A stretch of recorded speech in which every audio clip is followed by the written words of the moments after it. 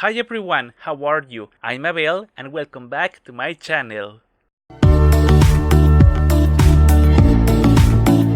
You guys, I recently went to the zoo here in my city and I took some photographs hoping to find new inspiration. I can tell you I was inspired enough by the animals I saw and I thought it would be a great idea to try to make a galaxy watercolor that you know I love, and after thinking a little bit about what animal I would make, I decided to paint a raccoon. That's why for today's video I will show you how I made this illustration of a galactic raccoon. First I will show you the materials I used and then let's do it. I will use paper, a palette, container with water, pencil and eraser, a napkin, an old toothbrush, a couple of brushes, white acrylic paint, and watercolor. And besides these ones in pills, I will also use this black watercolor that comes in a tube. Remember that the complete list of materials is in the description box. The first step is to start the sketch of the raccoon, and I will begin by drawing a cross that will serve me as guide. And then a diamond for the head.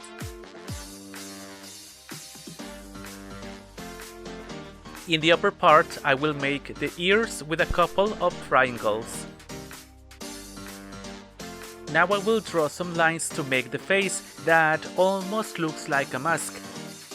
And for this, you can use an image as reference.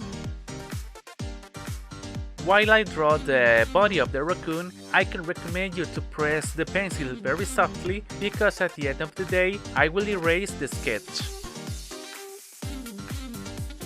And now precisely I will take off the excess of pencil using an eraser, because I will only use the sketch as a guide to know where I will put watercolor and where don't.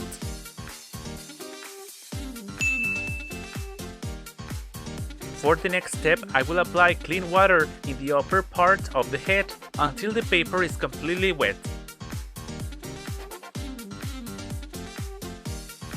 And after this I will start to apply the watercolor, and here I will begin with a very soft base of light blue, and in some parts I will intensify the color, taking the watercolor directly from the peel.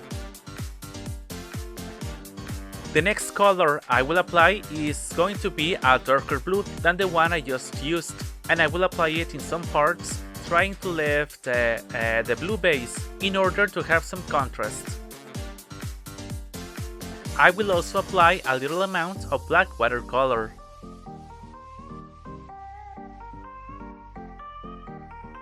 Now I will take a fine tip brush and I'm working while the watercolor is still wet. I will drag the color out of the line and therefore it will look like hair.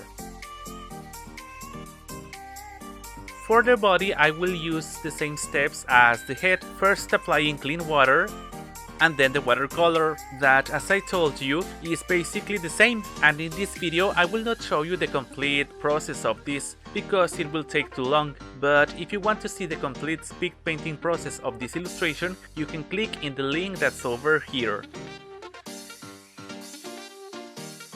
And coming back to the tutorial, if I see that some parts of the paper is over wet, I can take a napkin and pressing it very softly, I can take off a little of the excess of water.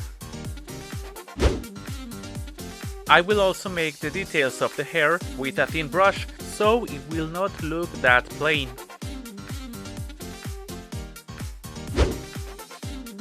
Once this part is completely dry, I will take an old toothbrush and I will splatter white acrylic paint with it. Then I will paint the darker parts of the raccoon with black watercolor that I have prepared in a palette. And here I am using the watercoloring tube I told you about in the materials, and I'm doing this because, well, I have some time using these materials and so far I know that this particular watercolor will look closer as I thought it would be.